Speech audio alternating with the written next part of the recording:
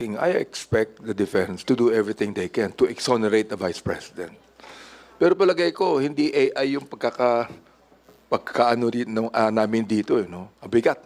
Ako, nabigitan ako, eh. Di ba? I mean, pinapakita lang natin kung gaano katindi ang 125 million na dapat malaman ng taong bayan. Pinapakita po natin dito, how can the office of the Vice President withdraw 125 million? Saan kinuha ang authority ng bangko to withdraw such a big amount? Ngayon lang po ako nakakita ng ganong klaseng amount. Kung yan, hindi nilagay sa bags yan. Aba, kinakailangan ng hauler para ilagay sa isang sasakyan na malaki ang perang yan. Now, the question again is, okay, sinabi na po ni Congressman Drilon na hindi organic itong si Colonel Chica sa OVP. Sinabi na natin na si Miss Acosta ang talagang special disbursement officer. Bakit hindi siya? What we would like to see kung kanino ibinigay yan. Sa akin, I maintain my position na yung pinagbigyan yan, ghost. Ngayon, kung hindi ghost yan, ay ipakita. Nasaan si Piatos? Nasaan si Andy Lim?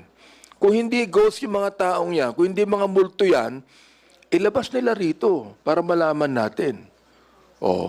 I think it would be the Vice President should come because she continues to make a mockery of Congress.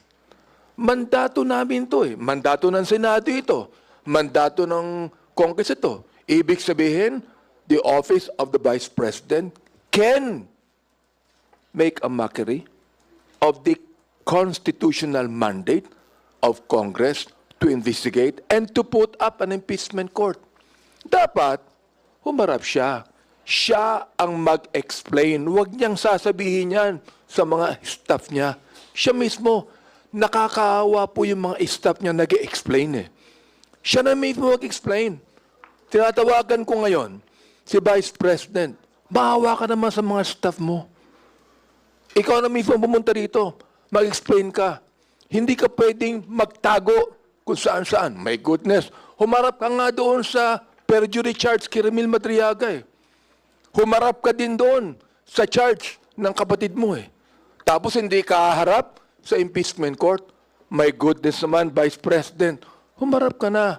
Maawa ka sa mga staff mo at ipaliwanag mo sa taong bayan kung bakit hindi ka kinakailangang ma-impeach. Yan ang panawagan ko.